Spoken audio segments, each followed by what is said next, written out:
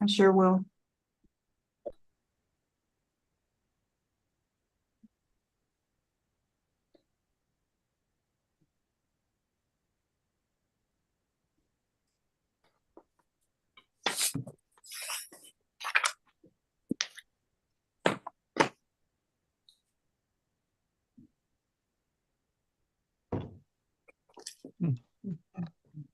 Tracy, I just sent you the link.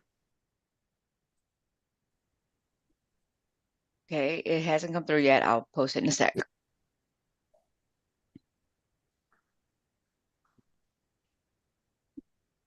Oh, well, I keep track of here, so y'all have good hands. You too. Thank you.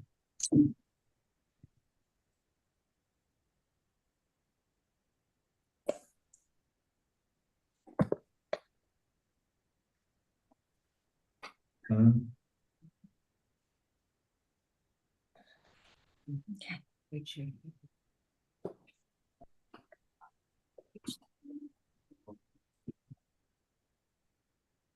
How are you? Okay, so are we in good here? Yeah. Here. So we'll move over. One. Okay, You need to raise your hand and I'll. okay. You're the director. What you got? They can't do anything without you. Huh?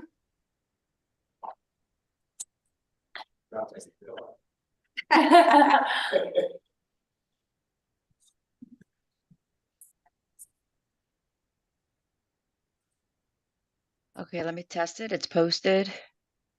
So. Okay, you good to go. All right, Dr. Van, you can start, and I'm gonna let our attendees in from the waiting room.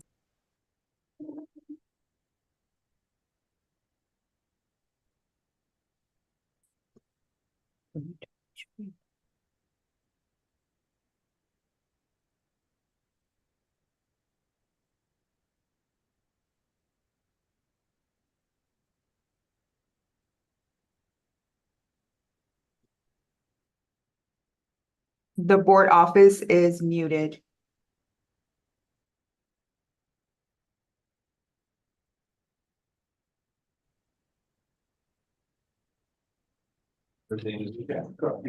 All right. Now I'd like a moment of silence, please, for our country, our state, and for the citizens we serve.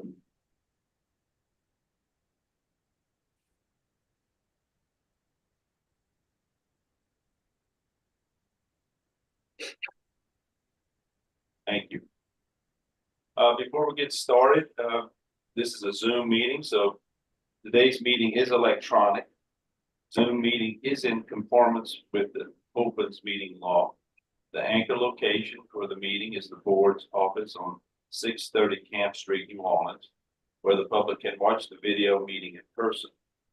The meeting is also being live streamed on YouTube, and the link to the broadcast is on our website. Anyone who wishes to make a public comment during the meeting may do so either by emailing their comments to publiccomment@lsbme.la.gov or by presenting their comments in person at the anchor location during the meeting. Any comments received by email will be read out loud during the meeting and documented in the minutes of the meeting. Thank you very much for that. Some housekeeping issues before we get started this morning. The PRT rules will be taken off the agenda this morning and will be placed on the agenda for next month. After reviewing them over the weekend, I've decided that we are not ready to present those today. Also, the LSMS had a request for an update on the corporate practice of medicine and cryoablation, cyroanesthesia. Again, that unfortunately was not placed on the agenda, and we will make our best attempts to have that on for next month. And lastly, the auditor will not be available at the meeting today, so the audit report is going to be deferred as well the next month. I think that's all the housekeeping issues we have. So now I'd like to go ahead and call this meeting to order. Dr. Van, can you have a roll call? Yes, sir. Dr. Ali. Present. Dr. Taylor. Dr. Taylor, Present. Dr. Weather, Here. Dr. Hort, Here. Dr. Thomas, Here. Dr. Johnson, Here. Ms. Sport, Here. Dr. O'Neill, Here. Dr. Williams, Here. Dr. Clark. Here. You have a full quorum of 10 members. Thank you. Next item is the approval of the minutes. May I have a motion? So moved. Second. Any corrections or additions? Hearing none. All in favor? Aye. Aye. Aye. Aye. Against? Hearing none, it passes. Dr. Pilata or Ms. Wilton, you have the floor. Legislative update. One moment.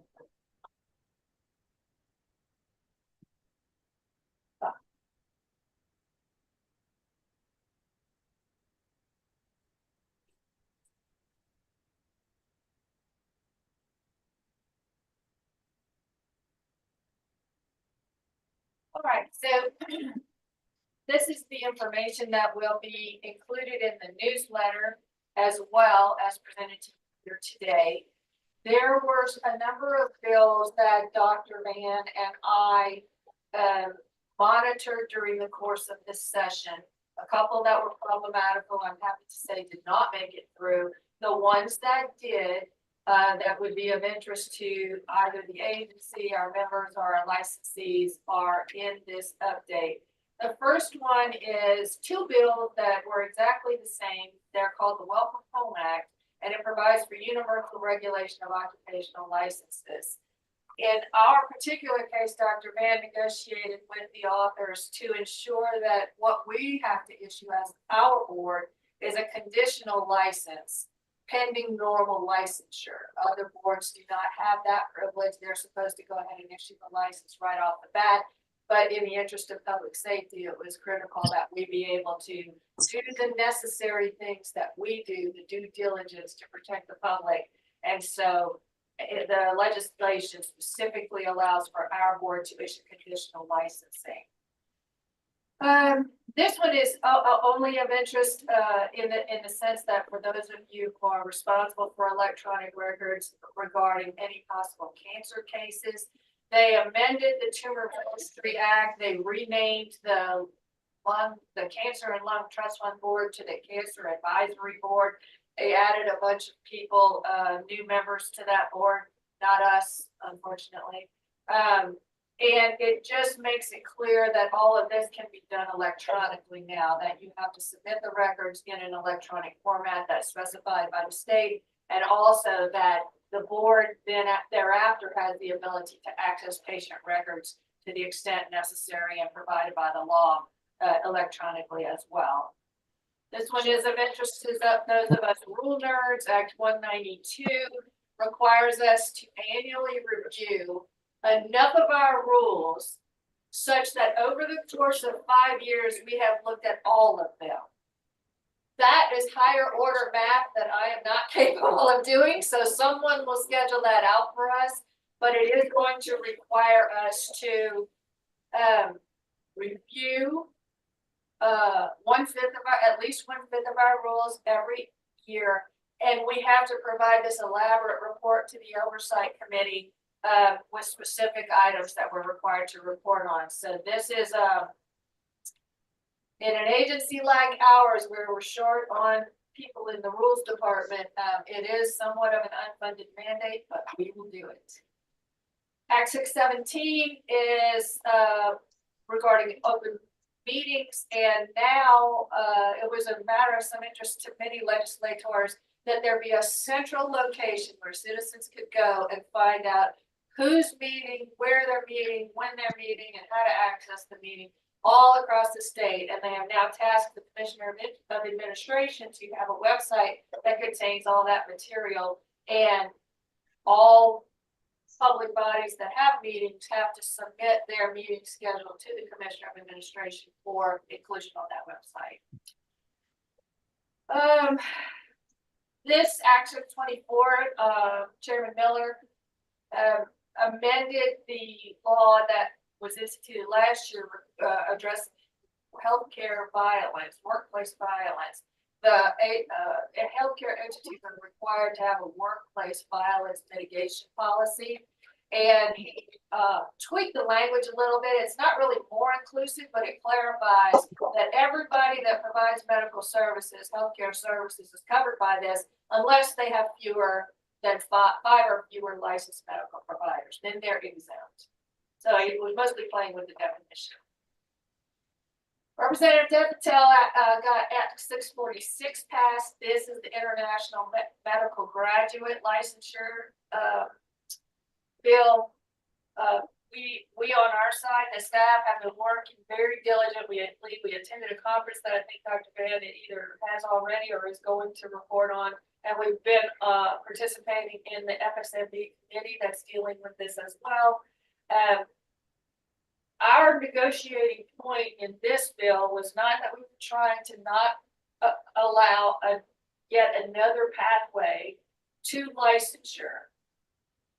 It's somewhat redundant of the things that we already have in place, but it does create one more alternate pathway. But we were able to successfully ensure by negotiating with the author and the sponsors that this only comes into place until when the LSBME writes the rules, and we have discretion to write the rules.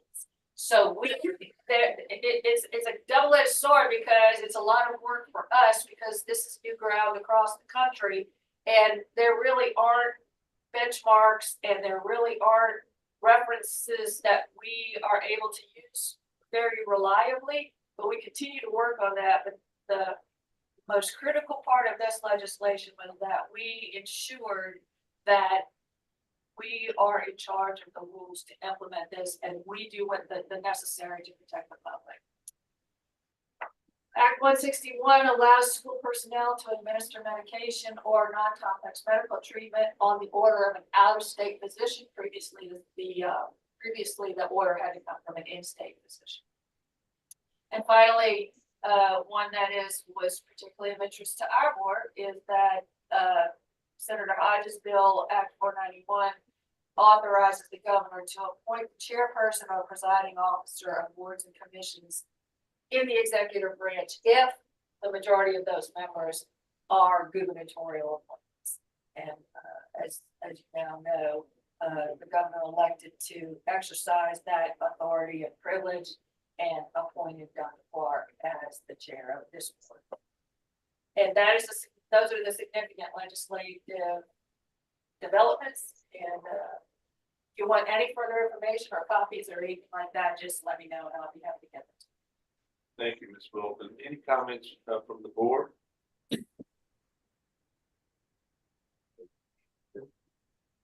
I don't see any hands raised. Any comments from the public? No comment at this time. Nothing from the public? No. Okay. Next on the agenda is new business, Dr. Collado. The board has asked us to look at the deferred compensation issue. And this is a table of the people who contribute their salaries, their employee portion, employer portion, and matching. So what we decided to do to try and bring this under control, because we've been severely criticized for doing it, and the goal is to keep the people in the $40,000 to $90,000 range happy, so that we can keep them here. And we've allowed them to. So we're going to do this sliding scale. And Ms. Lakeen, you might want to comment on this. We went over this data. It basically allows under 40,000, 22%, and then I think it's 20% for the 40 to 90,000, and over 90,000 is only 5%. And then any employer can put the match, their own money up to the match that's allowed by the federal government. So there's some of this match is everybody has an IRS limit, and the limit can be matched up to the IRS limit by personal funds or the small amount or different amounts for the various employees. So our projection is that if the same number of people stay, we reduce our cost from 193 to 31,474. However, if some people add that haven't presently been putting in money, this 31,000 will go up. But it will always be for the 44,000 and below, one percentage that we will match above 90,000, a percentage we can match between 40 and 90, not a percentage. So, and we have this changing scale, sliding scale, if you will, that will allow us to keep costs under control, but we can never prevent anybody from joining. But right now, this is based upon the numbers of the people we've joined. We've reduced it from 193 to 31,000. Mr. King, would you like to comment? Yes, I was just wanting to, what Dr. Collada stated is correct. And, currently we have budgeted for the, of course, the 100% match, but just as the board has asked us to do, we have, made the adjustments, and proposing this, for you all to review. Thank you. Comments from Okay, the thank board? you. Anyone from the board have a comment or suggestion? Dr. Thomas' hand is raised. Dr. Thomas should recognize. So is there any, I know when I've asked Dr. Collada about this in the past, the response that I got was that we were very worried that this particular way of structuring the deferred comp was to make us more competitive in terms of like benefits for our employees. Is there any concern that rolling this back will make us less competitive when it comes to employee compensation and garnering sufficient talent for the board? Yes, please. There's always that worry. I will tell you, I am concerned about it. Every state agency we contacted has a method of deferred compensation. Some are less, but their percentages vary across the board. We were criticized for being too generous, so we have cut this. We think it supports our under 90,000, which is where a lot of our talent lies. Over 90,000 still can put a percentage in. We're still encouraging our people under 40,000 to save for their retirement. It's not as good as it used to be. It certainly is something that people will look at. And I think we're just going to have to monitor and see if we start losing people and they tell us that's the reason, we can change it. Any other comments? Ms. Warren, is it? All right, Ms. Warren. Good morning. What are the breakdowns on the sliding scale again in regard to salaries? It's not the salary, but it's the amount. The sliding scale is based upon the salary, but it's the percentage that we would match. And this, Right. What's the percentage based on the salary? Like you said, under 40,000 was 22%. Ms. Lakini, why don't you give the exact numbers? Okay, it's at the top of the spreadsheet, Dr. Collada, if you could, Sure. okay. Yes. Okay, so it's 22% if you're 40,000 and under. And it's 20% if you're 40,001 to 90,000, and it's 12% for $90,000 and above. And to Dr. Thomas's question about retention, and recruitment issues, we are still competitive. This helped us when we weren't able to with the initial salaries for employees, but the sliding scale is competitive. It is still within range of private industry matching and other state agencies, because a lot of other state agencies, they don't match at all. So I just wanted to comment on that. Any other comments or suggestions? Dr. Thomas.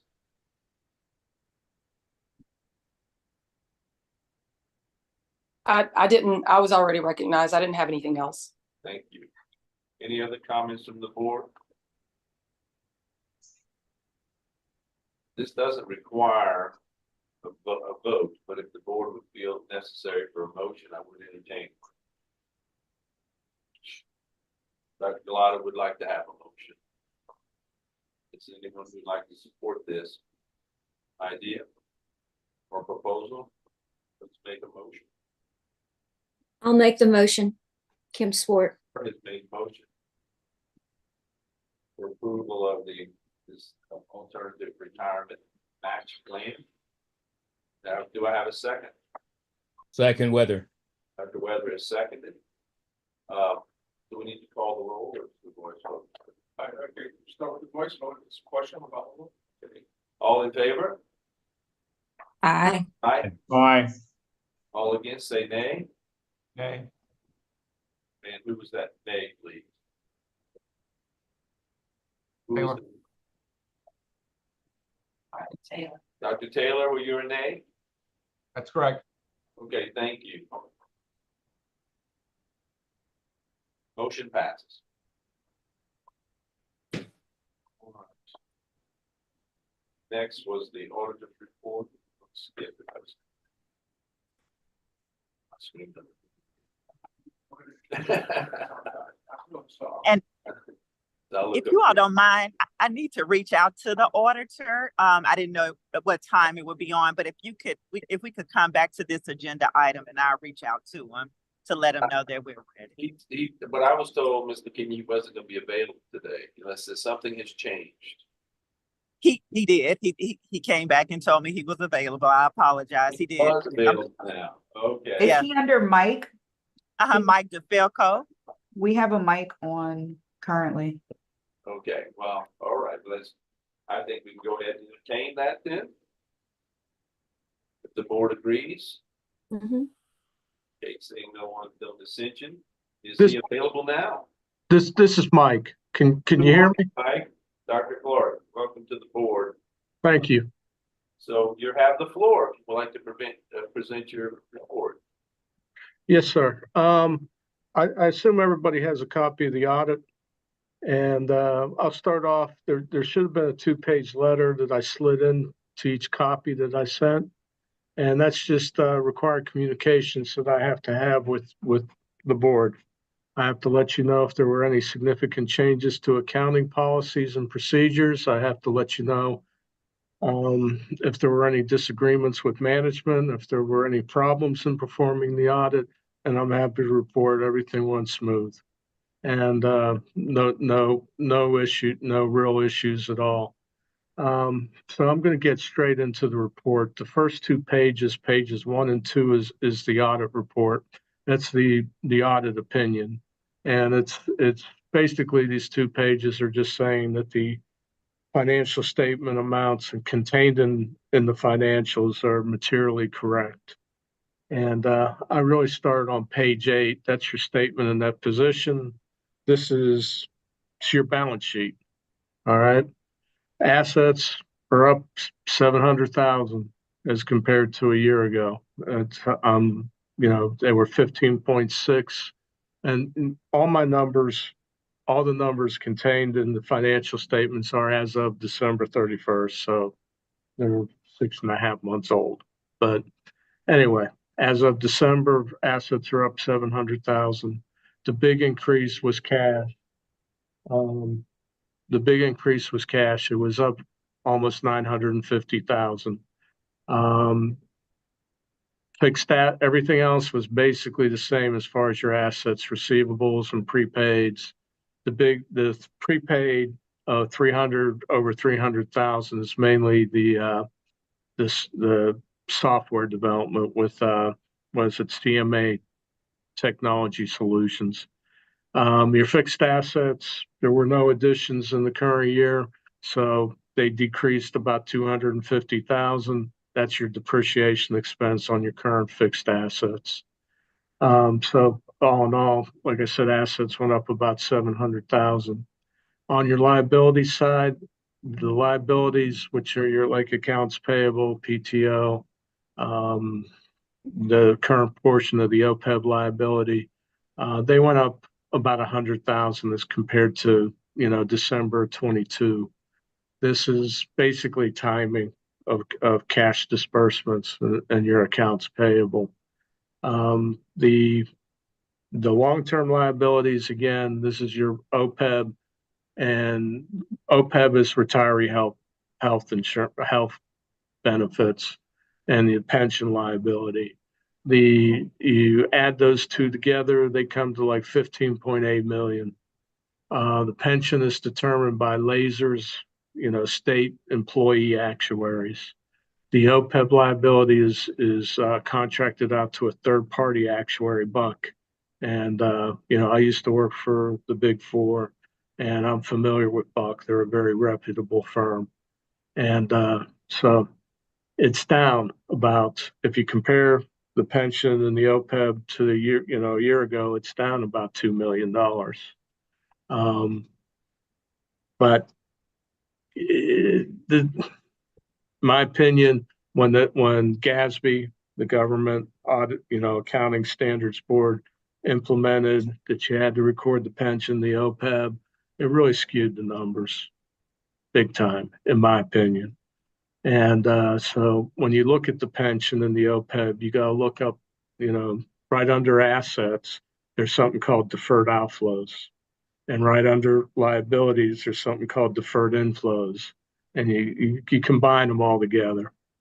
And if you combine them all together, there's really only a decrease of about 200,000. Deferred outflows are the measurement date for all these calculations the actuaries do are June 30th, 2023. You're December 31st, 2023. So that 6-month period. Deferred outflows is mainly like prepaid, prepaid pension expense. And then on the deferred inflow side, this is sort of like,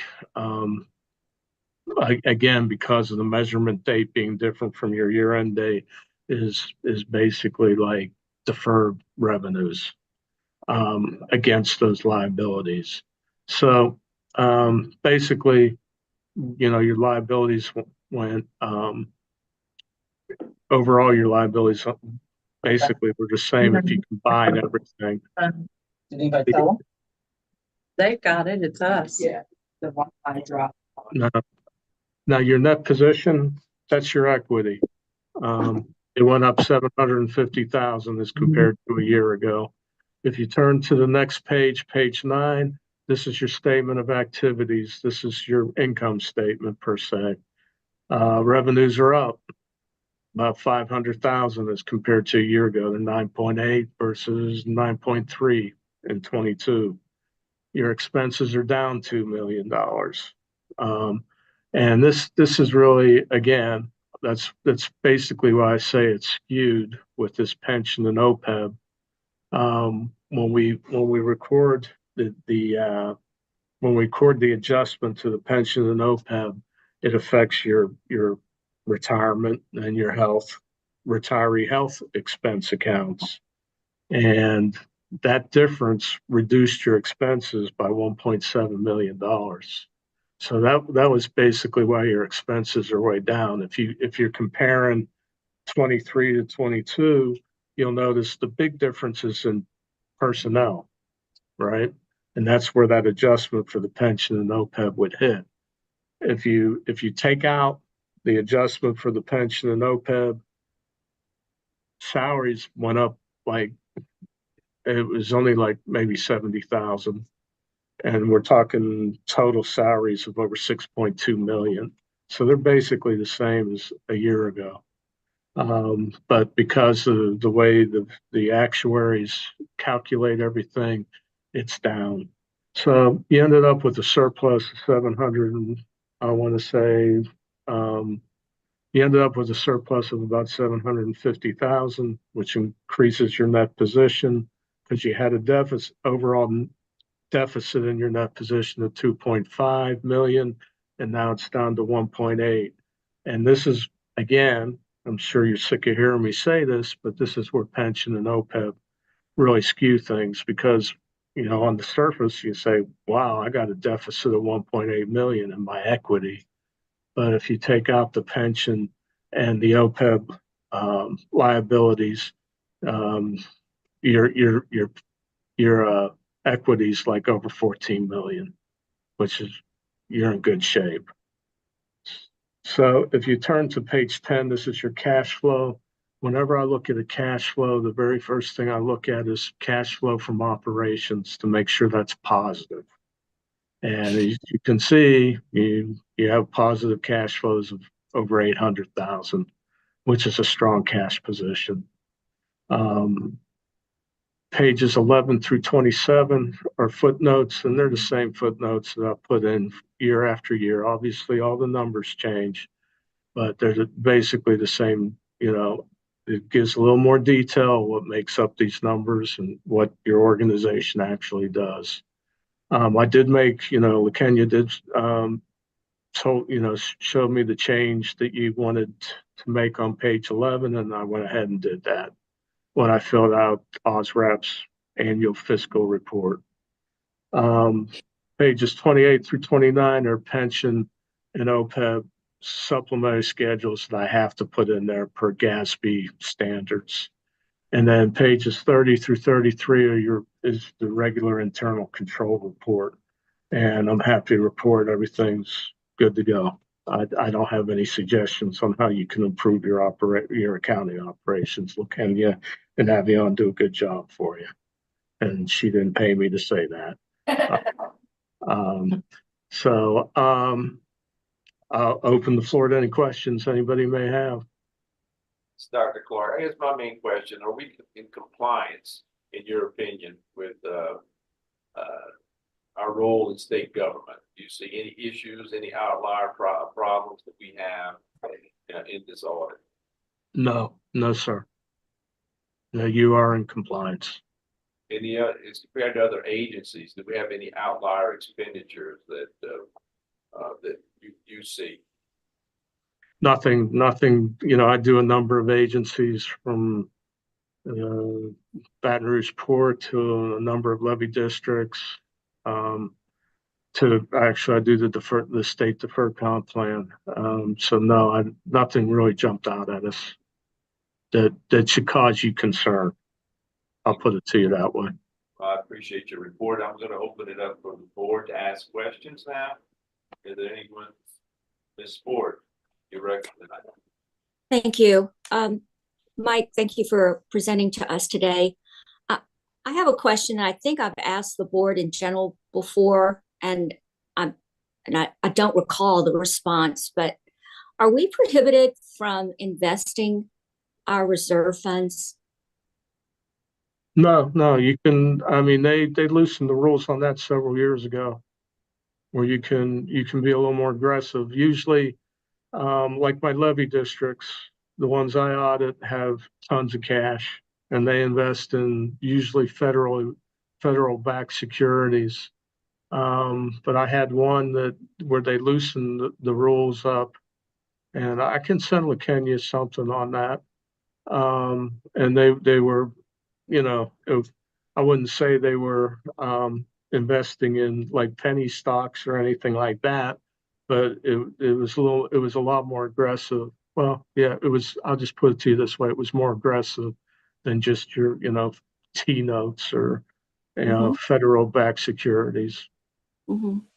Are there any negatives to doing this? Because I mean, your risk goes up. right, risk goes up, but it's got to be better than just leaving millions of dollars sitting there doing nothing, right? Right. Oh, yeah. I mean, that would be one suggestion. I'm not sure if you saw my hand, but we do currently invest. We earn. I was just waiting till Ms. Ford was finished. You go ahead now. Go ahead, Ms. LaKenya. No, I just wanted to say that we currently do. Yes, we currently have funds invested. I think we earned over probably $120,000 last year on the investments that we have. So I think it was between $120,000 and $135,000 that we earned. But if we need to maybe look at more aggressive type funds, we can. But I did reach out to the state treasury office, and he did say we were restricted to investing funds and, some risky type investments. But Mike, I'll definitely speak with you to see if there are any changes we can make in that area. Sure. There's when they loosen the rule, I'm not saying that you can invest in anything, because you can't. But they loosened the rules, and I think I have something from the state legislator on that that Okay. I'll share with you, Kenya. Okay, all right, thank you. And you're Thank- correct. I mean, on the audit, if you look at the bottom of page 9, it shows interest income of like 120,000 for And, yeah, 2023. and that's very conservative. Yes, I was just wondering if we might be able to do more. And thank you. I look forward to hearing back from LaKenya after you send her the information. sure. Ms. Ford, would you consider a motion for an investment advisor to come in, or the board would be interested in having that or not? I would definitely be interested. And do you need for me to make a motion to that effect? Well, if you're interested, I'm not pushing it that way. I just want that. Yeah. Just wondered if you want to explore that or not. I think that we should explore it, especially as, you know, we've been dealing with financial issues over the last 2 years. And if there's a way to increase our revenue by investment, I think that we should take a look at it. You like to make a motion? I will make a motion to that effect to bring in a financial advisor regarding the investment of our reserve funds. Motion, please. That will make a motion to explore. Is that okay? Can To I modify- explore, to friendly explore. amendment? I'm amending my motion to explore All right. the investment of reserve funds. All right. Do I have a second? Second. Any other discussion? Yes, sir. This is Juzer Ali. Yes, sir. You have, please. go Thank ahead. you. Wouldn't it be appropriate first to know exactly what we can do by the rules and all that before we get somebody else involved in it? I do support Kim's motion in a general manner, but I'm not sure whether we have all the information about what we can do and we cannot do as of the latest rules. That's why I asked that we change the motion to explore. So that we, ensure that anything we decide will be within law. And so that would be the gist of it, sir, to be sure that Okay. we limit ourselves to the law. Okay. Any other comments from the board? Before I vote, we have a vote. Anyone from the public who would like to speak? Or any emails out there? Okay, all in favor? Aye. Aye. Aye. Yes, say nay. Hearing none, the motion passes. Thank you very much. Mike, thank you. Hey, one last caveat on that. When I try to find this information from a couple years ago on investments, I'll also list a couple my levy districts use specific brokers who are knowledgeable on what state agencies can do and what they can't do. Thank you. Very helpful. I'll include that as well. If no one else has any other questions, as always, I want to thank you for your business. And if anybody has any questions afterwards, LaKenya knows how to get in touch with me. And, you can call me, email me. I do respond. Thank you. Hold on for 1 second. Dr. Thomas has a question. Sure. Dr. Thomas? I'm sorry. I was having difficulty with my phone. I wanted to vote no on the previous motion for the changes in the deferred comp. Okay, can we please adjust? Reflect it. Thank you. On the deferred comp issue. Not on this. But Taylor, so the two people that voted no, to be clear, are Dr. Taylor and Dr. Thomas. Yes. Again, I want to ask the public if there's anything out there. All righty. Mike, thank you very much. We appreciate it. He's gone. Okay. All right. Next order of business. Okay, Dr. Kalama. Rules and advisory opinions. My agenda.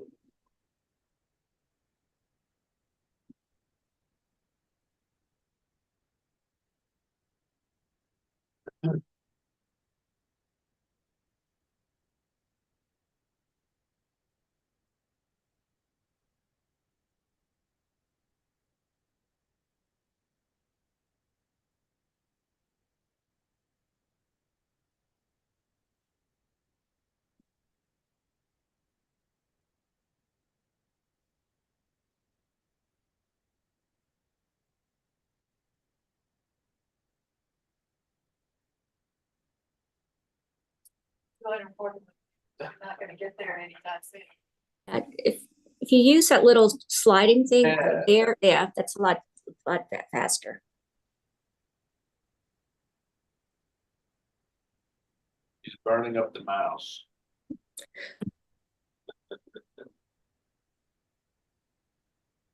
Right, we get there.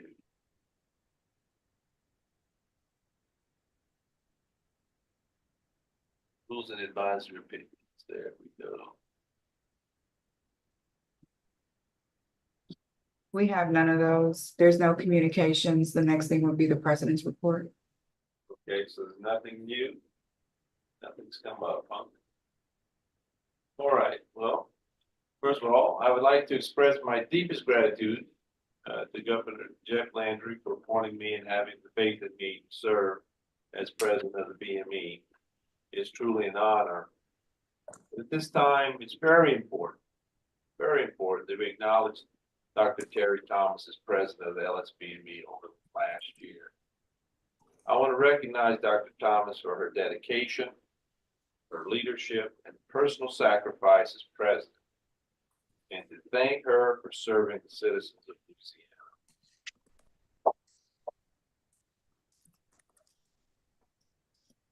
Thomas, do you have any comments? Thank you for your kind words, Dr. Clark. It was a privilege and an honor to serve in this capacity, and I look forward to your stint as president. And thank you for your leadership as well. Thank you so much. Earlier this month, I was contacted by our Surgeon General, Dr. Ralph Abraham, to schedule a meeting. I attended the meeting on Wednesday, July 17th at the Department of Health building. In attendance at the meeting was the Surgeon General, Dr. Abraham, the Secretary of LDH, Michael Harrington, Deputy Secretary Pete Krogan, Undersecretary Drew Marento, Chief Counsel Nicholas Gottison, and Chief of Staff Bethany Blackston. The primary takeaways from this meeting were three opportunities. The first opportunity is improving customer service. The second opportunity is for the board to diligently work to improve initial licensure efficiency and decrease barriers to licensure. And lastly, the last opportunity lies in refining investigations and its process. Over the next 30 days, we will be developing and initiating action plans to meet the expectations of the public and the licensees we serve. I plan also another meeting at the Department of Health prior to the next board meeting. So I will keep you informed as things progress. I have no further comments in regard to my president's report. Dr. Collada. As instructed, we're working on those plans and we'll provide those to you shortly. All right, thank you. Next on the agenda is the Vice President's report. Okay, thank you, Dr. Clark. You know, I've been keeping the vice president's, started the vice president's report when I was Secretary Treasurer. I spoke to Dr. Clark considering the change in leadership regarding whether he wanted to keep this on our agenda. He said that he did. I will be going through the entirety of the issues under consideration with Dr. Clark and also with Dr. Collada because the priorities may change with new leadership. I was asked by Dr. Clark to give him a summary of the legislative proposals that are included in the report currently, and I did that. And for your information, just very quickly, of course, fees, which we've been talking about for a couple of years now, the automatic revocation or denial of a license following sex crime convictions, a duty to report by physicians, a duty to report by hospitals, a uniform and automatic sanction for convictions following other crimes. And then also something that came up between our last meeting and this one was consent to intimate examinations there's been some changes at the federal level that we should consider aligning with our current law that was passed in, I believe, 2020 regarding pelvic examinations without specific consent of women while they're under anesthesia. I'm going to switch now to one other area, which is again regarding financing. We've been asking for departmental budgets, and I see that that's on our agenda. I'm very excited to see that. And Dr. Clark mentioned earlier the corporate practice of medicine. That's not on this list, but I will make sure that it does get on it. And that concludes my report. I also want to add and express to the board that it was when I met with the Surgeon General and his staff, as well as LDH Secretary, I made it very clear that this board would take no action legislatively without having them in the loop. And I think going forward, that will be the plan for as I'm president, that they will have at least knowledge and comment on any actions that we may do moving forward, just to give you an update on that. So I gave them my word that we will definitely keep that word. So Ms. Moore, do you have any other comments on that? I just wanted to say that to the board that I've asked that you include me because of my role in the legislative process of this board in any meetings that you may have with LDH. That concludes my report. Thank you. Mr. President, this is User Ali. May I have your permission to? Please. Yeah, and with Madam Vice President Kim's permission also, I just want to give you an update. Last meeting, the board had requested and charged me to work with Ms. Susie regarding the creation of a survey tool for our clients. She and I did have a short huddle during the last month, and we have explored some options about how to create that survey tool. What would be the specific goals of that survey, and be very specific about it rather than have a very long rambling survey going on without any meaning. We also would be exploring whether social media would be a play in our communication strategy. This is work in progress, and I'd like to request that to give me more time. I'll be meeting with Susie again this month, and we will have a more concrete follow-up next month. Thank you so much, Doc. Appreciate it. And I'll make sure to put the survey into our public relations and communications area of this report. Thank you, Dr. Thank you, Kim. Thank you. Thank you. Thank you, too.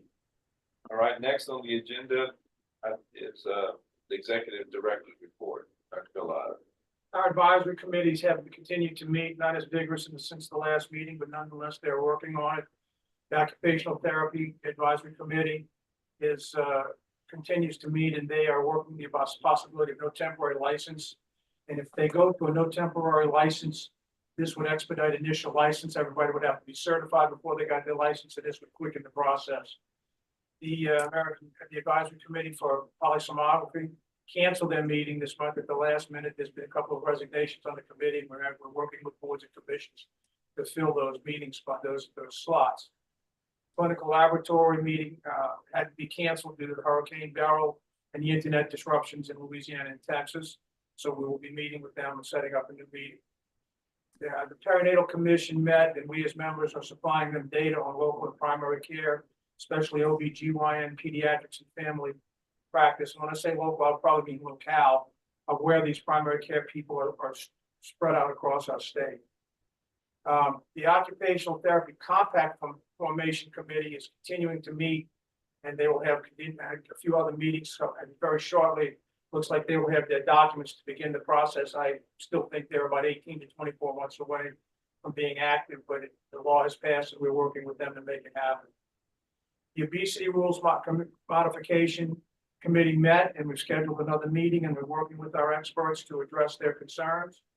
And of course, your recent FDA information has come out about the use of the semaglutides and compounding of semaglutides, and we're addressing all of those issues at this time.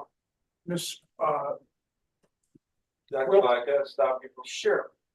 With the compounding and with the semaglutides, et cetera, I'd like to have a discussion at the next meeting. It's more of a, if you don't mind. Yes, that's fine. We'll bring up just the compounding issue, not the whole rules. Yeah, regards to compoundation, apparently there are suppliers out there who are soliciting to physicians these medications, and we want to let our physicians know the potential pitfalls. And sometimes it's important we, are out there, to help folks stay out of trouble. All right. So Would you like us to put together a statement of position on just a compounding issue? let's talk about it next. Okay, good at that. All right. So Ms. Wilton and I are attending meetings in person and by Zoom on the concept of what we call foreign trained physicians in response to the law and a pathway to licensure. And we're trying to define the problems. Louisiana is one of only 8 states with this law, and the 8 states are working in a smaller group to share ideas and concepts.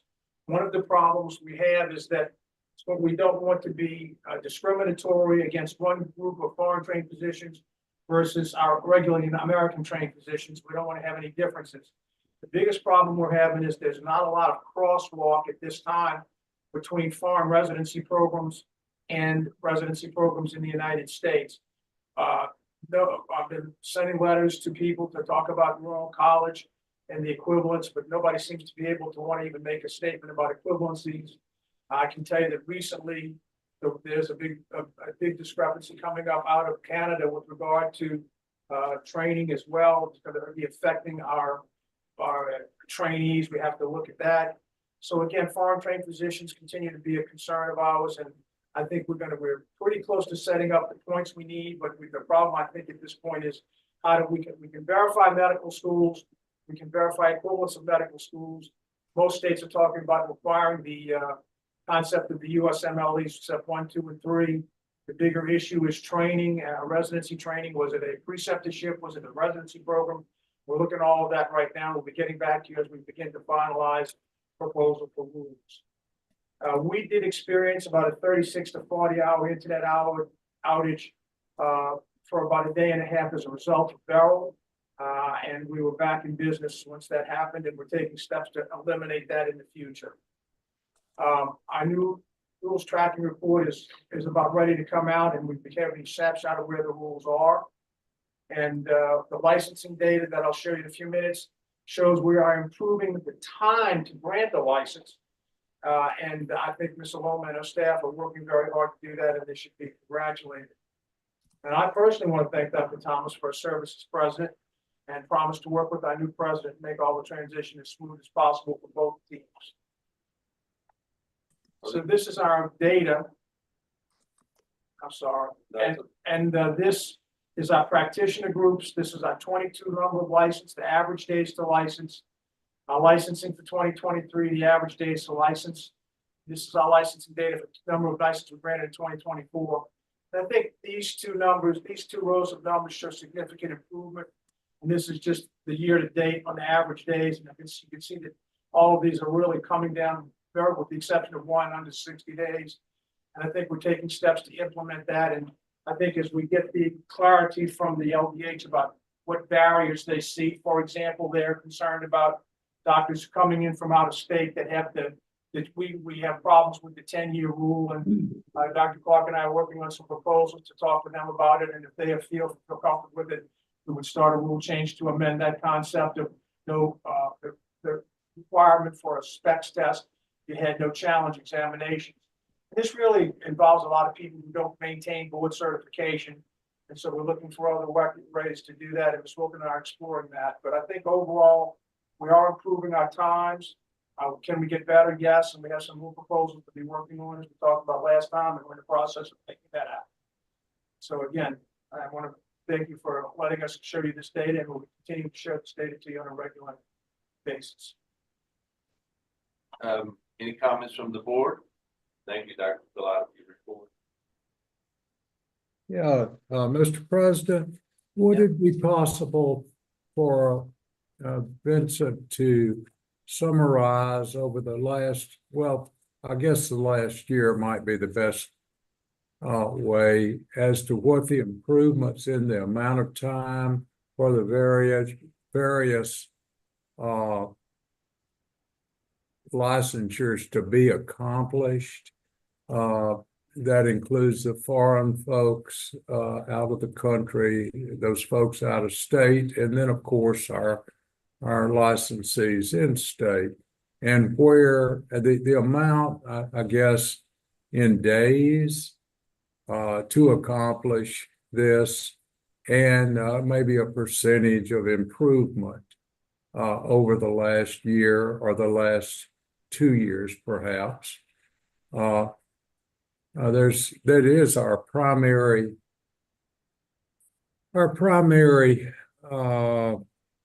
function of the board, of course, is to license our practitioners, healthcare practitioners. So we need to give attention to that. And I'm so happy to know that a lot of effort has gone into improving the amount of time to accomplish a licensure.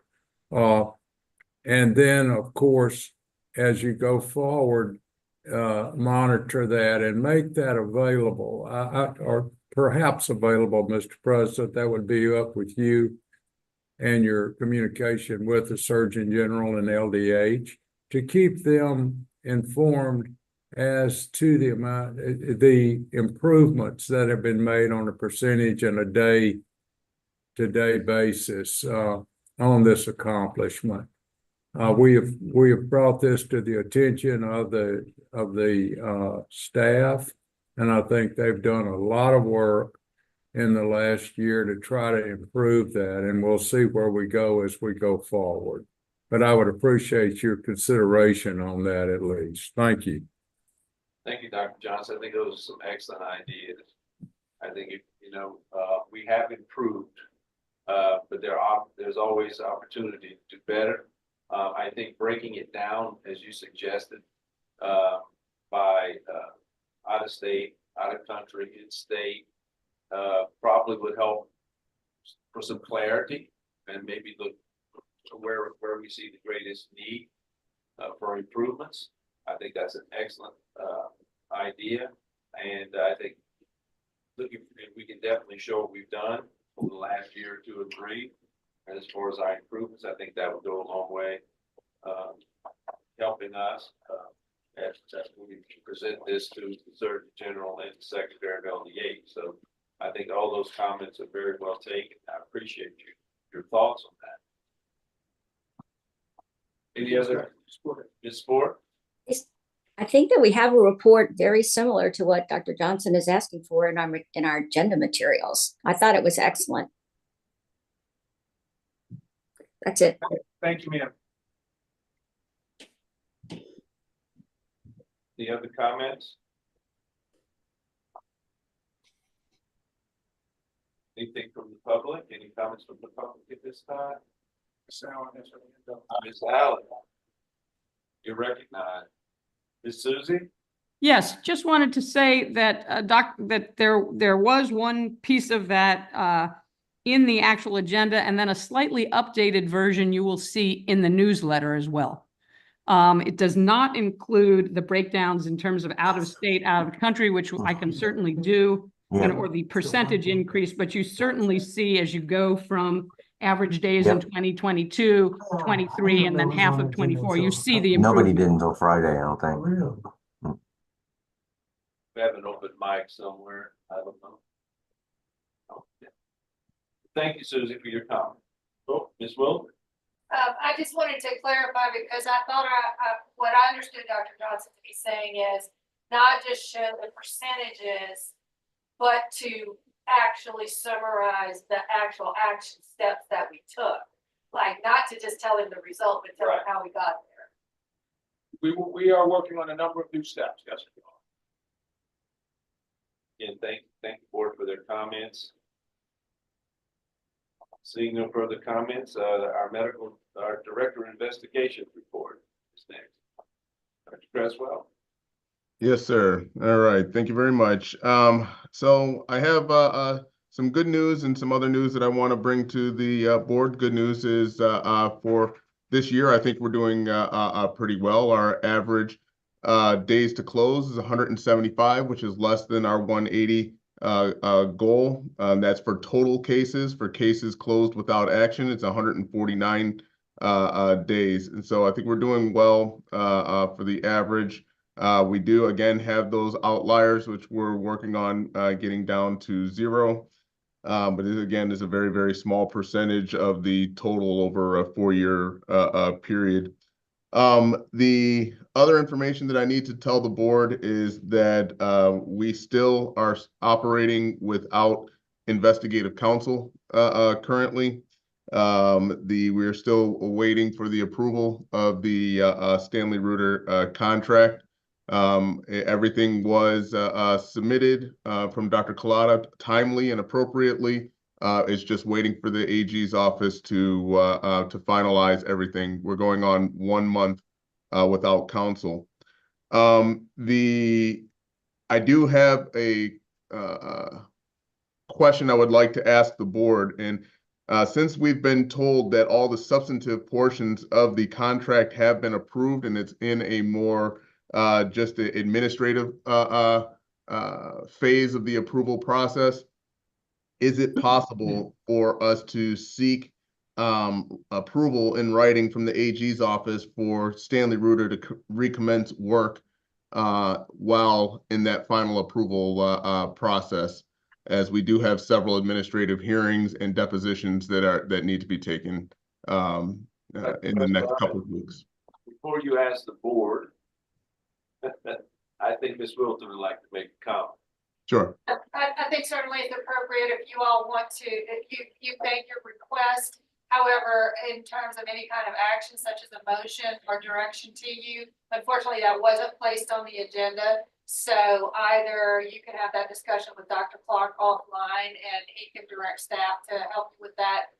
Or we have to bring it back at some other point to have a full board vote on it. I personally believe we need a motion. I think we have contact with the AG's office and we could definitely see what their thoughts are on something like that before we pursue a motion. If that is necessary, I have the power as the chair to do this between meetings. So we acknowledge the fact that this is definitely an issue, Dr. Creswell, and it's kind of one of these things we're going to have to just be appropriately move appropriately down the road with our Attorney General. So I would not vote to put this on the agenda. That means it has to be 100% unanimous vote to add anything to the agenda. So I won't add it to the agenda. I don't vote. Okay, so that's not even part of the discussion. Okay, do you want to proceed with your report? Nope, that's all I have. I appreciate it. Okay. All right. Let's see here. We have the general administrative matters. We have the newsletter. Dr. Collada. Ms. Allen has submitted this newsletter for your approval. We hope that you've reviewed it, and I ask that you approve it, and it will be sent out electronically within days of your approval. Any comments from the Ms. board? Allen has a comment. Dr. Horton and I have been in contact and also with Lauren, and there are some changes that we would like to make on the PEC FAQ section, and Dr. Horton may want to comment on this, but what I think we would recommend with the approval of the board, or if the board approves, that we work this out between the 3 of us and make those changes as per Dr. Horton in the newsletter, and then it goes out. Dr. Horton, I don't know if you want to, we've spoken about this, but Dr. Horton may want to discuss this further. Yes, what I had suggested to Lauren and Miss Dr. Susie Allen is that it would be good if we made this more compact with not so many FAQs addressed in this month's newsletter. if we address the main concern we had, which was about involuntary patients being treated with medication or surgery, and what the legislation required about that. And then in future, if other FAQs need to be addressed, we can do them in the same manner. So it's more compact. I'm not saying that other people are not interested in this, but I think most of them are very busy folks who have a limited amount of time to spend updating via the newsletter. And so if we can shorten it some and perhaps spread it out to future newsletters, I think that would be good. Rita, I support that. Dr. Hart, excuse me. I support that. I think the newsletters get to be a little lengthy. I can just personally, my attention span is not very long. And we need to, of course, put what we think is the most important things into this letter. But we don't want to make it so long that folks stop reading it. And it's I don't know, Susie, if you have comments on that, but we need to be a little more concise and what we decide to put into this. Yeah, what I feel, I agree with that. And, Lauren worked really hard on this and did a phenomenal job. But after some discussion. I'm not saying it's not good work. That's not criticism at all. Yeah, no, I think it's great. But here's what we've sort of, we will, with the permission of the board, we will create a one-pager for the newsletter, and then also have a link to a web page on the website for further, anyone who wants to pursue this further and look at all the FAQs should be able to do so at any time. But we'll have a much shorter just summary of some of the main points of most concern to Dr. Horton in the newsletter, with a link for anybody who wants more info. And then we can also periodically revisit the PEC issue as other things come up in other newsletter editions. Excellent. Dr. Hart, do you have any other comments? I don't. Thank you for all of that. Any other board members would like to make a comment or suggestion? Public? Yeah, this is Dr. O'Neill. I just wanted to tell Susie I read through this closely and I thought you did a really good job. Actually, it's all Lauren. Lauren deserves all the praise. I did a little minor editing, but she did a fantastic job on this. All right. I concur. Lauren, good job. Excellent job. I concur. We need a motion to approve. Yes. So The move, changes O'Neill. approve with the changes that have been proposed. Do I have a motion O'Neill. to approve Dr. O'Neill? Second, Horton? Dr. Hart. Any other discussion? All in favor, aye. Aye. Those against, nay. Hearing none, motion carries. Right, thank you very much. The next on the agenda is Mr. Kenya, our financial report. You have the floor. Okay. All righty. Thank you. I don't see it on the screen just yet. It just said to let me know if I just need to pull them on. I just want to see it. Get you there, Mr.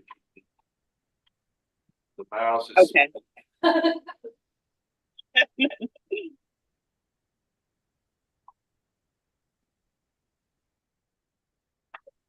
There you go.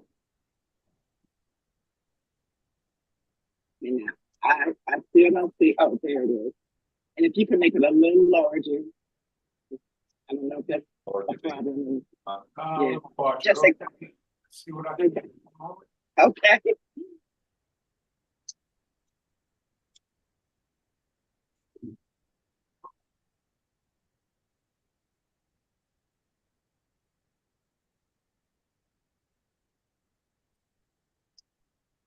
If you can't. King, I'm doing the very best I can, please. Okay, that's okay. That's okay. I'm gonna try to zoom in on this. Over here. All right. There we go. There we go. All right, how's that? Is that good enough for you, Ms. LaKenya? Okay. I don't see anything on my end just yet. Let's see. Don't see it yet. Okay, hold on a minute. Let me start sharing. Go back and share it, and I'm not sure why it disappeared.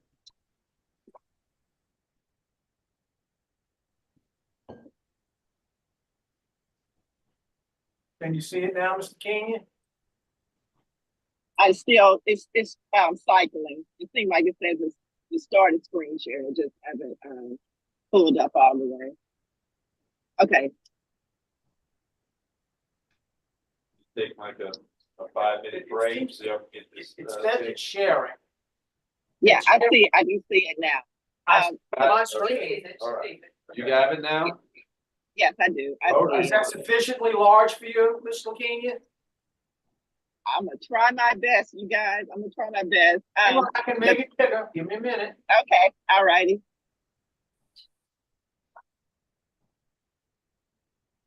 Trying to show everybody everything. Give me a second.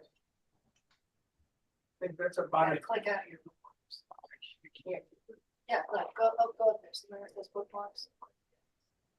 Okay. Can you close the bookmarks? And it'll make it larger.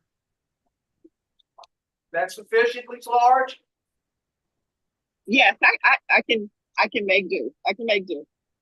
First, the first report that you're seeing now is the profit and loss comparison, and it's comparing last year to current year.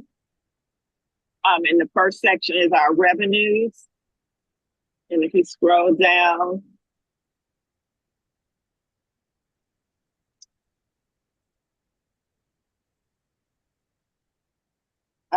at the bottom is our expenditures, and it's comparing current year to previous year for the month ending May 31st, 2024. And you can go on to the next page. And again, these are more of our expenditures. And again, this is for the 2-year period. It's just showing prior year against current year.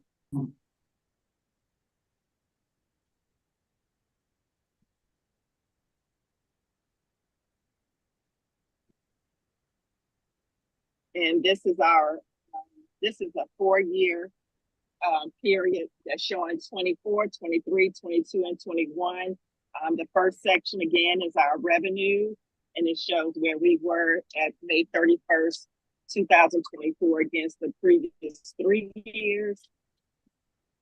And then the bottom section are our expenditures, and it shows again where we are. You see the interest revenue is there. Again, we don't work with the auditor to see if we can find more aggressive ways to invest our funds. Okay. So through the first 5 months of the year, we're up $321,000. Yes, that's correct. Okay. That's correct. And we have, yes, that's with everything through May 31st. And Thank you.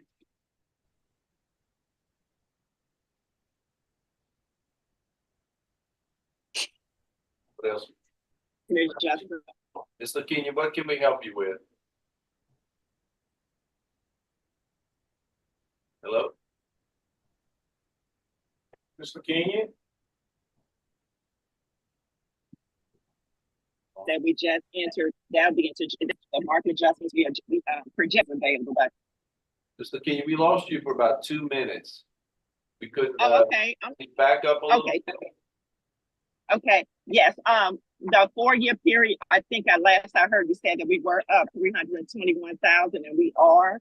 That's and right. that's as of May, and that was as of May 31st. And again, I just wanted to just reiterate, we just had our market adjustments. You won't see it in this financial report, but we did receive the market adjustments, and everything was budgeted. So we shouldn't have any issues there. Everything was budgeted at 4% across the board. So we have made efforts to include that. And also our retirement percentages are going down to 37.4%. So we're in a better position on retirement as well. and you can scroll.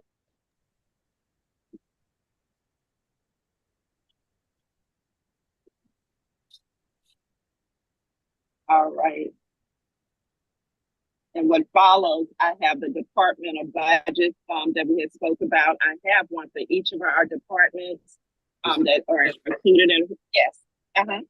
Just want to let you know, you're cutting in and out at sometimes, with your connection, just to let you know. Is there any way to improve that? Hello? Let me see. Hold on one second.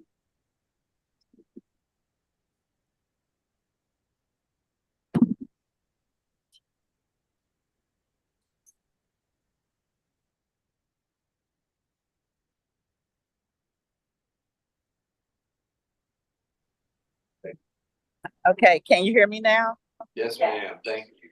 Okay, all right. I had the AirPods in, but okay. So the again, this is a 4-year period, and I also provided the budget versus actual for each of our departments. And we have 11 reports that follow that reflect the budget versus actual for each department. And as of right now, there's nothing unusual for that as well. And the purpose for you presenting this to us today, if you want to just explain why you did this. Ms. Ford had asked if we could do departmental budgets for and actuals for each of our departments. And so I can present that at each board meeting if that's what you all want to, you know, if you would like for me to do that. But she did ask for the departmental budgets to be done for each department. If you want it done quarterly or at each meeting, I'll make sure I adjust however you want me to do it. But I did do it for this meeting just so she would, you know, be assured that we were able to do that. I think it's appropriate that we see this because it was on her report, her vice president's report. I agree. It's very okay. important. Yes, and now yeah, we could take a look, but I think it's also more important that if we look for outliers, and you know, so we don't get lost in all the data. There's a lot of data there, but what's important is things that we should be looking for that we need to take action plans against or for, and improvements. And so I think we, you know, if you could help us or at least guide us or guide me, and I don't say us, me, in looking for those things that we can spot early, make improvements upon or make suggestions, that would be helpful. Not asking you to do that on the spot, but in the future. What I'll do is I'll add no. Okay, we'll My do. hand's We'll raised. do. Kim? Yes, this was placed on the vice president's report in anticipation of our finalizing the 2023, the budget for 2024. It was not ready at that time, and this was actually not just my request. This is something that Dr. Clark and I had asked for in anticipation of preparing the 2024 budget. So I'm pleased to see it. I don't know that we have to, I personally don't think that we have to see it every month, but we definitely need it as we prepare our annual budget. That's it. Thank you, Ms. Ford. I agree. Mr. King, you have the floor. Are you finished? Okay, yes. That concludes my report. Any other questions from the board members? Comments? Comments from the public? I need, wait, I'm sorry. I'll say no public comment. No public comments, okay. I need a motion to approve the financial report. May I have a motion? So moved. Yes. Weather. User Ali. Second, Dr. Ali, all in favor, say aye. Aye. Aye. Nay. Hearing none, motion passes. Thank you very much.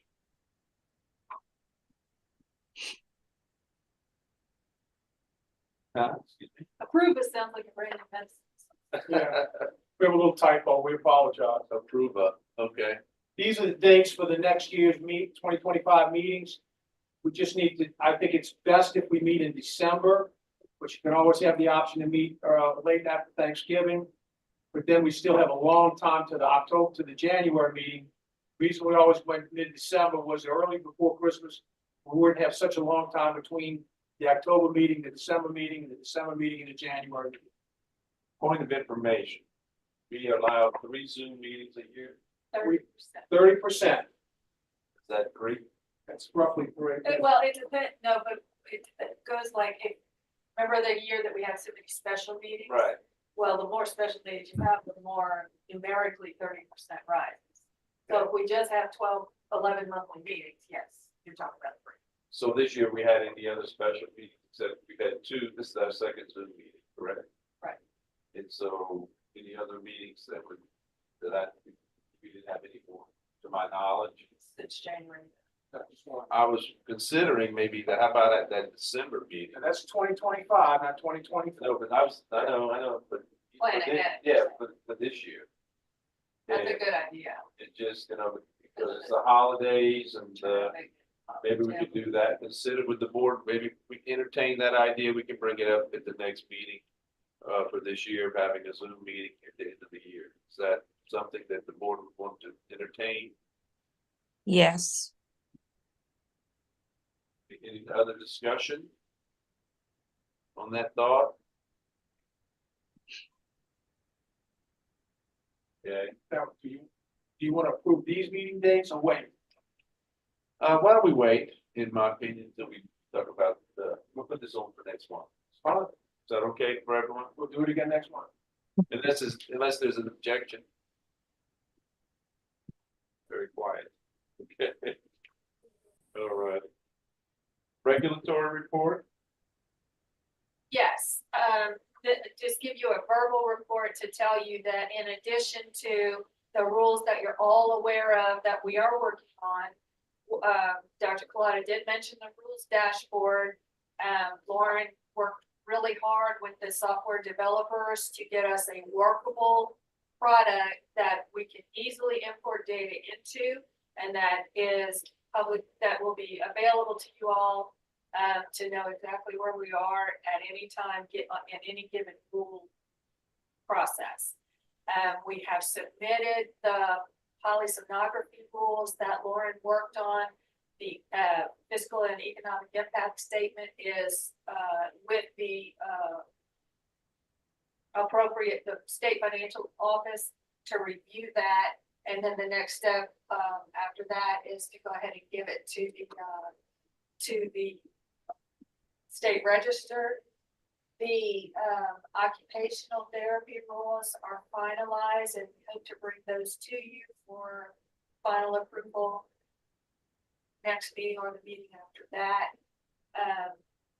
We are in the process of populating the rulemaking dashboard with many of the older rules that did not make it through the entire process that have to go back to the beginning. And there are about 5 or 6 of those, unfortunately. But once we get that populated, it will be an extremely valuable tool for those of us on the ground actually working on it, and for all of you to be able to know where everything is at any given time. And if, for instance, if priorities change or what have you, we'll be able to monitor that as well.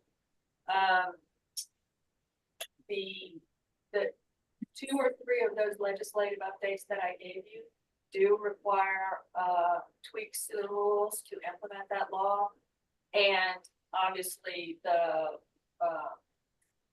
annual report and the annual review over a 5-year period of all of the rules is going to be a significant, very significant part of our regulatory function.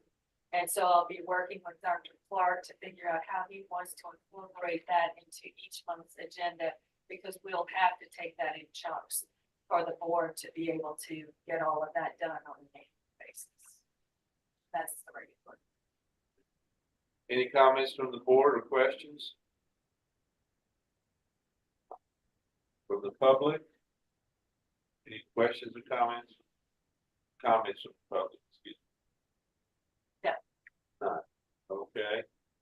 I think this completes our public session. Is that correct? Oh, I'd like to take a point of personal privilege, if you don't mind. Please. We recently sent Ms. Aloma to get some additional certification and credentialing. She has successfully completed the online course, attended the in-person course, and received her new certification. And Ms. Aloma, why don't you tell everybody what's going on? And we want to note that you've done so well in this regard and appreciate all you do to make our licensing better. So I'd like to give the floor to Ms. Aloma to give you the personal update on what you've been doing. Good morning, everyone. Morning. First and foremost, I would just like to publicly thank Dr. Van for nominating me. The program was a 7-month licensing specialist certification program through the Administrators in Medicine, and they were partnered by the FSMB. So we did 7 months of coursework, online meetings. I had to meet with my partner, and then we did our in-person training just this past Thursday. We did our training, we made our presentations, and on Friday, I was awarded a licensing specialist certification. And I'm very, very grateful, very honored, very proud. And I want to thank Dr. Collada, thank the board for even allowing me an opportunity to share this. But I am very, very grateful. And I've also learned a lot. And I want to bring what I've learned back to the agency and to my role, and to even share and help my team members grow as well. Well, congratulations. Thank you. Very proud of you, and look forward to continue with your great work with the agency. Thank you so much for doing this for us, and for the public. Yes, sir. Mr. President, may I have your permission to comment?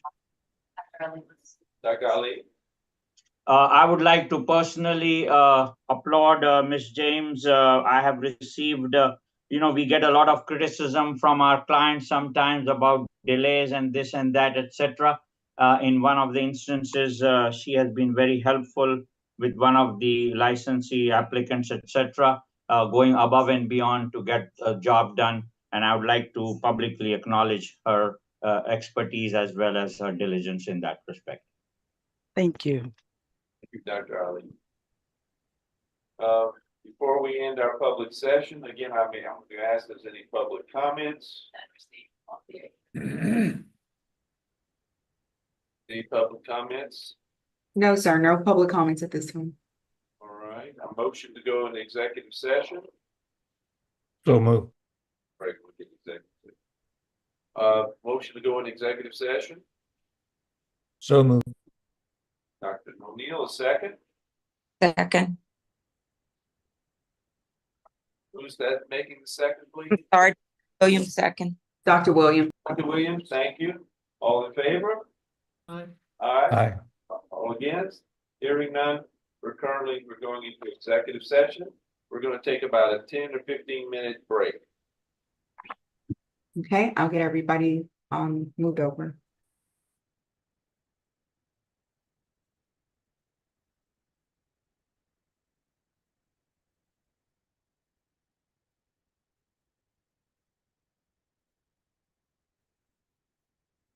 Coke or some water or something? No, You but I got thought something? Okay. Pauline pecan coffee. I didn't drink it yet.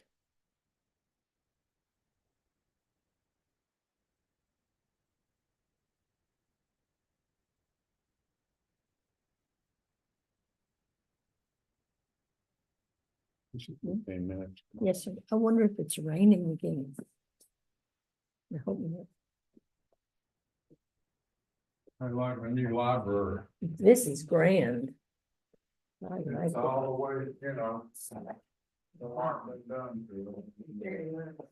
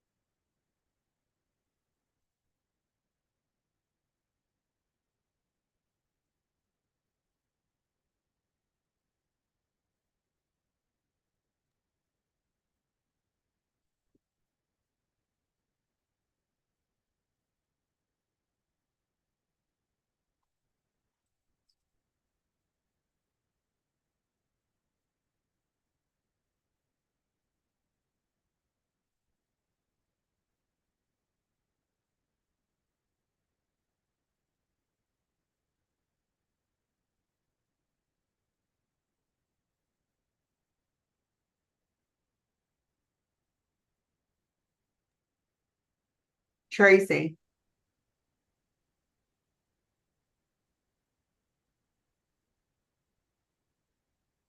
Tracy, Yes, ma'am. are you coming in the executive session or are you staying here with James? I haven't been invited. Yeah, Like, I'm doing it now. I mean, I can go in.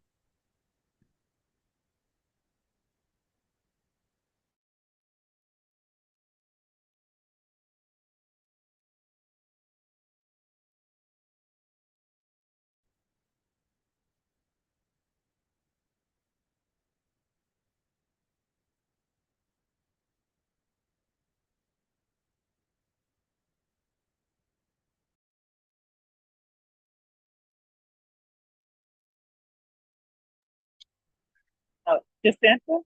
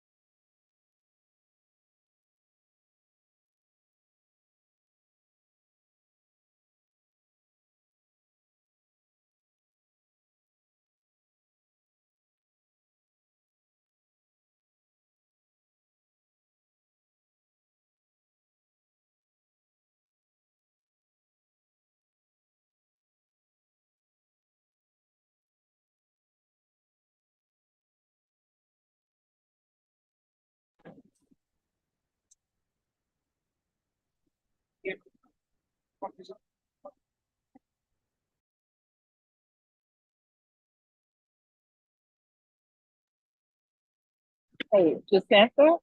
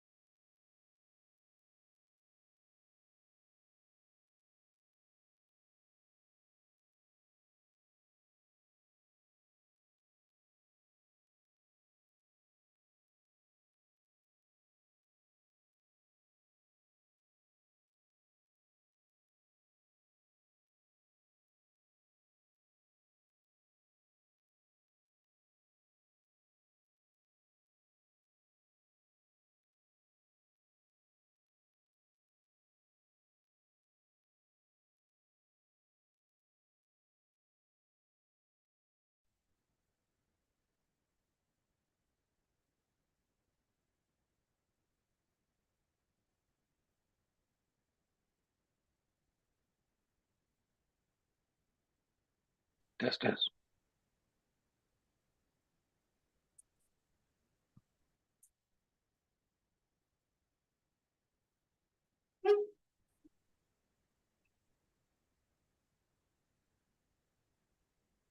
All right, Dr. Clark, you're back in public session. Everyone's here. Now in public session, may I have a motion to approve minutes from the executive session for June 24, 2024? So moved. Horton? Second, or Second, all in favor? Aye. Say aye. All against, say nay. Hearing nay, no nays, the motion carries. A motion to approve the litigation report. So moved. Horton? Second, Ali. Second by Dr. Ali. All in favor, say aye. Aye. aye. Against, nay.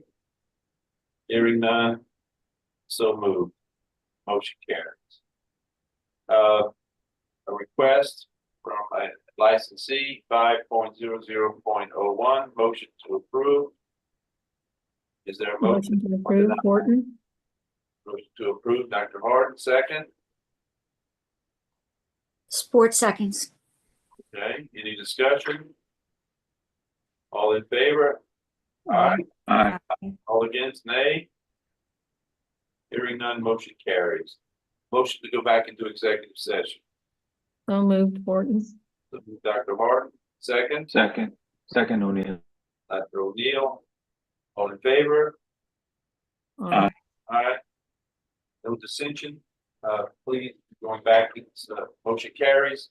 Please put us back into executive session. Thank you. All right, just a second.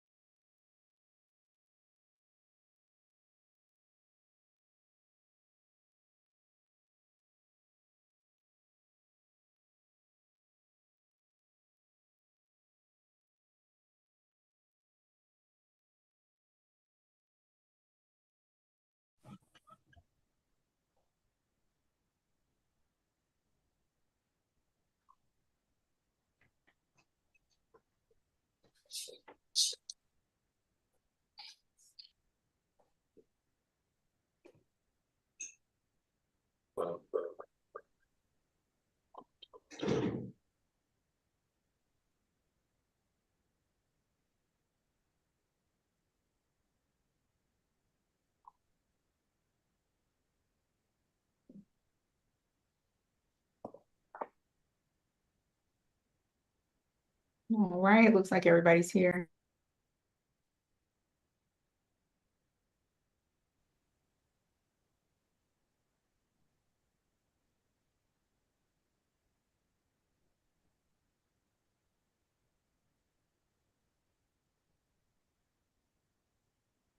Okay, are we ready? Yes, sir. Okay, we're going to moving forward. I'll need a motion to accept the recommendation of Director of Investigation. First on 7.2.1, it's an amended administrative complaint. The second would be, including in those motions would be for request to initiate formal investigations on 7.4.1, 7.4.2, 7.4.3, and 7.4.4. And also an initial preliminary review on 7.4.5, an extended preliminary review on 7.4.6, and an extended formal investigation on 7.4.7. So let's go ahead and vote on those. Is that okay? Do I have a motion on that? Sport. Ms. Ford, do I have a second? O'Neill. Dr. O'Neill, all in favor? Aye. Aye. All in, any nays? Hearing no nays, motion carries. I need a motion, but we needing a motion to accept the report on consents. 7.5.1, 7.5.2, 7.5.3, and 7.5.4. Consent orders. Do I have a motion to accept? Sport moves. I have a second. Second. Ali. Dr. Ali, all in favor? Aye. Any nays? Hearing no nays, motion carries. Reports of letter of concern.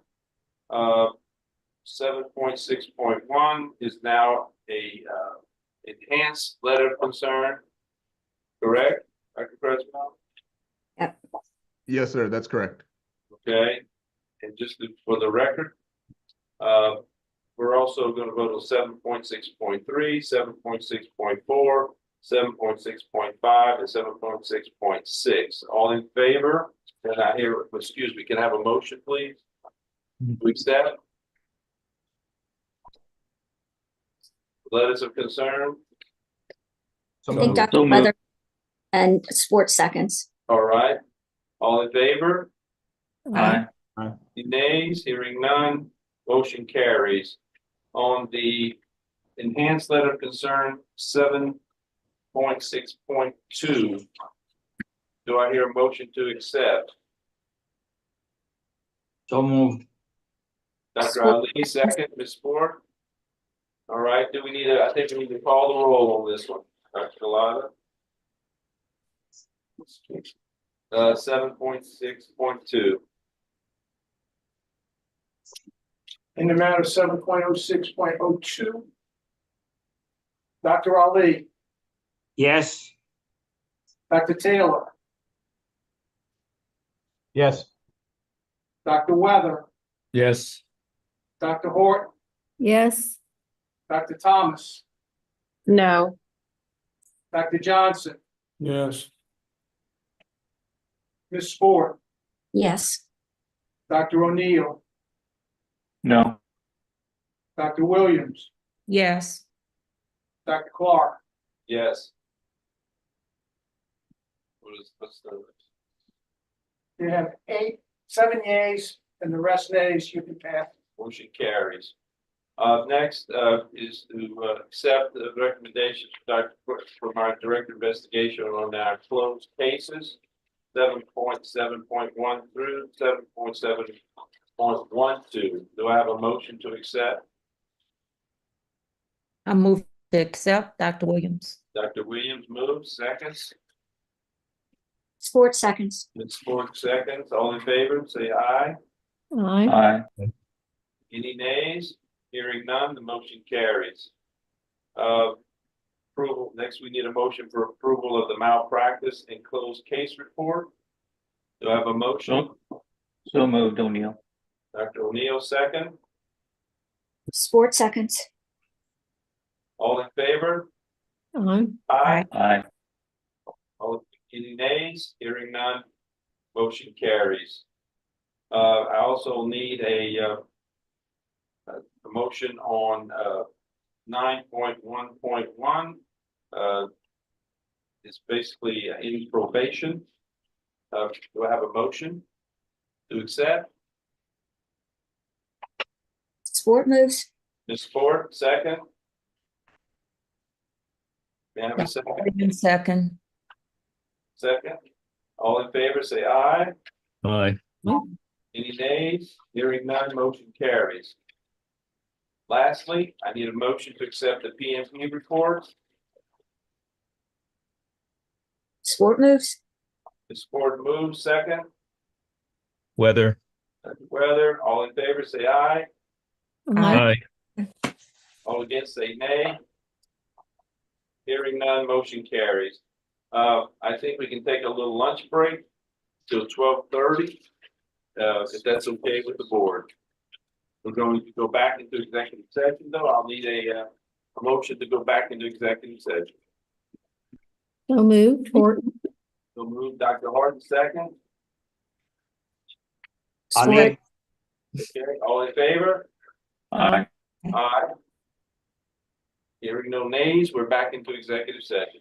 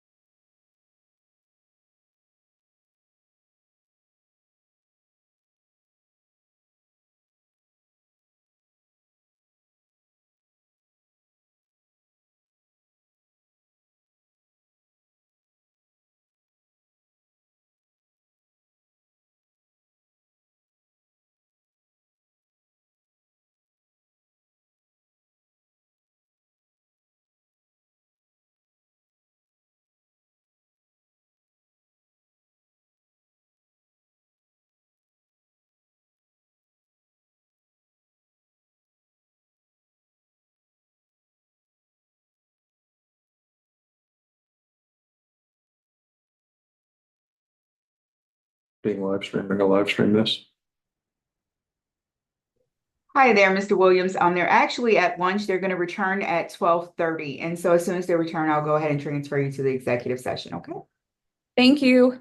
You're welcome.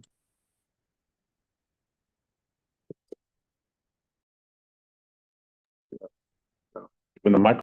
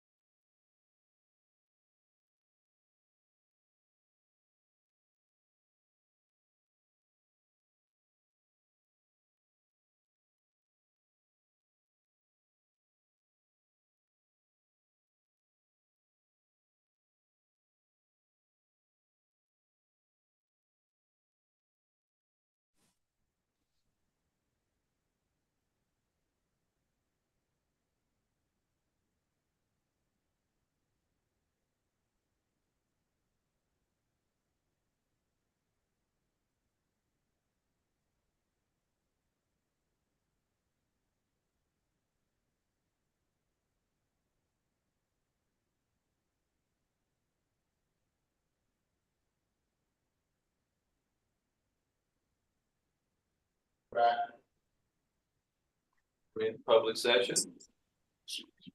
Okay. Dr. Creswell, do you have a suggestion for a motion?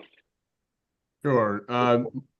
Motion would be to approve the discontinuation of probation, subject to the board's subsequent approval of consent order for indefinite probation.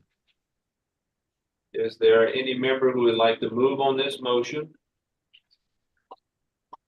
Are we saying reinstatement of license on probation?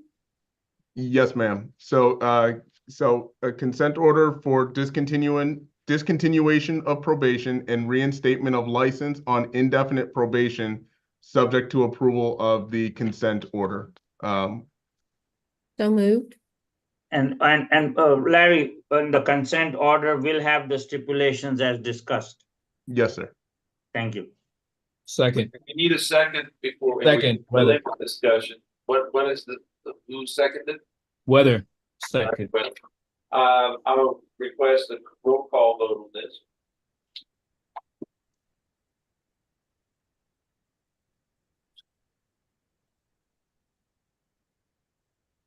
I don't know, we have a case number. This is 7.1.2 on the agenda. We have it. Thank you. Yes. Dr. Kalata? In the matter of 7.01.02, Dr. Ali, Yes. Dr. Taylor, You got it, Taylor. I'm sorry, could not hear Dr. Taylor. No. Dr. Weather, Yes. Dr. Horton, Yes. Dr. Thomas, Yes. Dr. Johnson, Yes. Ms. Ford, No. Dr. O'Neill, Yes. Dr. Williams, Yes. Dr. Clark, Yes. With Dr. Weather and Dr. Weather, yes. Yes, I said, yes. 8 yeas, 2 nays, passes. Motion carries. Is there any other business for the board today? Seeing none, a motion to adjourn. So moved. Hey. By acclamation, I want you to have a great day. Thank you. Thank you very Thank much. you. All right. Thank Thank you. you. Thank you. All right. Bye. Bye, everybody. Goodbye. Bye.